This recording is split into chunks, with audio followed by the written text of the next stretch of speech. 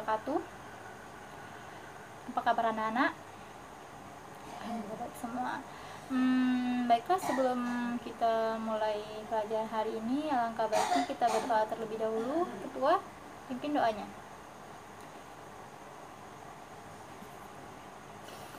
Baiklah, sebelum kita masuk ke materi, Ibu akan mengambil absen Ananda semua. Apakah dari Ananda semua ada yang merasa temannya tidak hadir? Hadir semua ya berarti. Baiklah. Materi kita hari ini yaitu tentang sel tumbuhan. Ada yang tahu apa itu sel tumbuhan? Tidak ada. Sel tumbuhan itu merupakan penggerak dari suatu tumbuhan itu sendiri, di mana dia itu berfungsi sebagai mengatur semua aktivitas tumbuhan. Dia juga menyusun dan menjaga bentuk dari tubuh tumbuhan. Nah, kita masuk ke bagian-bagian dari sel tumbuhan. Yang pertama, Anda lihat sendiri di halaman 9 ke bukunya. Nah, di sana Anda dapat lihat di situ ada bagian-bagian dari sel tumbuhan. Yang pertama yaitu dinding sel. Dinding sel dia tuh berfungsi sebagai untuk melewati berbagai jenis zat untuk kebutuhan sel. Dan dia juga mencegah sel mengembung melewati batas maksimumnya. Ada juga membran sel.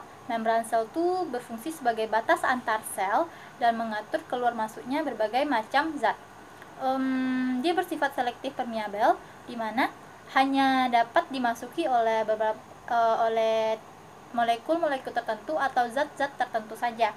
Nah, selanjutnya ada plastida. Plastida itu sendiri umumnya memiliki pigmen warna, dan ada juga yang tidak berpigmen atau berwarna. Itu disebut dengan leukoplas. Di mana leukoplas itu terdiri dari 3 jenis. Yang pertama yaitu amiloplas. Amiloplas itu dia tuh mengandung amilum. Sedangkan yang kedua yaitu proteinoplas. Dia tuh mengandung protein. Dan yang ketiga ada elaioplas. Elaioplas itu dia tuh mengandung lemak. Sedangkan pigmen yang berwarna dia tuh ada 2 jenis. 2 jenis itu yaitu diantaranya ada kloroplas dan yang kedua yaitu kromoplas. Kloroplas itu dia tuh mengandung pigmen klorofil atau pigmen hijau. Sedangkan pada kromoplas dia tuh mengandung pigmen merah, kuning, jingga dan lain-lain. Plastida itu sendiri berfungsi sebagai fotosintesis dan mensintesis asam lemak. Bagian selanjutnya situ terdapat vakuola. Vakuola itu dia tuh berfungsi sebagai tempat menyimpan zat cadangan makanan, di mana dia tuh dibungkus oleh selapis membran sel yang disebut tonoplas. Di mana vakuola itu semakin tua tumbuhan itu maka semakin besar vakuolanya. Nah, di situ juga ada badan Golgi. Nana lihat sendiri ada badan Golgi atau aparatus Golgi.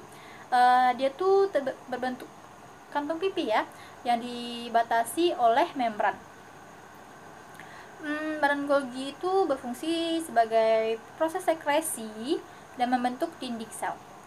Badan Golgi dapat menghasilkan lisosom dan membentuk akrosom. Nah, di situ juga ada ribosom. Ribosom itu terletak di dalam RE, sitoplasma, dan nukleus. Dia tuh berfungsi sebagai tempat sintesis protein. Selanjutnya Anda lihat sendiri ada retikulum endoplasma. Retikulum endoplasma itu ada 2 yaitu REH kasar dan REH halus.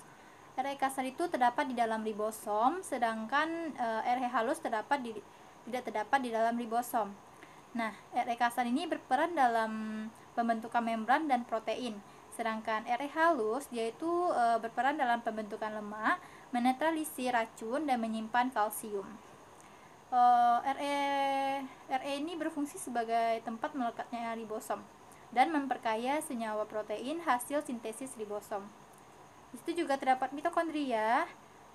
Dia tuh berfungsi sebagai penghasil energi. Nah, selanjutnya ada mikrotubulus. Mikrotubulus itu berfungsi untuk memberi bentuk sel dan membantu pengangkutan bahan-bahan di dalam sel. Nah, nukleus atau inti sel. Nukleus itu terdiri dari 4, yaitu membran inti, nukleoplasma, kromatin, dan nukleolus. Di mana membran inti itu merupakan pembungkus dan pelindung inti. Dan nukleoplasma itu matriks di dalam nukleus, dan kromatin itu mengandung sel DNA. Nukleolus merupakan benang-benang halus dari DNA. Nukleus ini berfungsi untuk mengatur semua kegiatan sel, tempat penyimpanan protein, tempat penyimpanan informasi genetik, dan berperan dalam pembelahan sel. Situ juga ada sitoplasma. Sitoplasma tempat berlangsungnya metabolisme sel. Dan terakhir ada badan mikro. Badan mikro itu terbungkus oleh selapis membran terdiri dari peroksisom dan glioksisom. Baiklah, itu dulu. Adakah yang ingin bertanya? Sepertinya tidak ada. Berarti anak-anak paham dong dengan materi hari ini. Baiklah, untuk melihat apakah Anda paham, Ibu akan bertanya sedikit mengenai materi kita tadi. Apa ya? Nah, apa fungsi dari sel tumbuhan? Siapa yang ingin menjawab? Silakan angkat tangannya. Baiklah, kepada Ana dipersilakan. Ya, benar sekali. Nah, apa lagi ya? Apa fungsi dari dinding sel itu sendiri? Siapa yang ingin menjawab? Angkat tangan. Persilakan kepada Ara. Ya, benar sekali. Baiklah, Ibu rasa Anda paham dengan materi kita hari ini. Ya sudah, untuk mempersingkat waktu, buka bukunya halaman 12. Di situ ada latihan Anda kerjakan. Harus minggu depan dikumpulkan. Baiklah, jika tidak ada yang ingin ditanyakan lagi,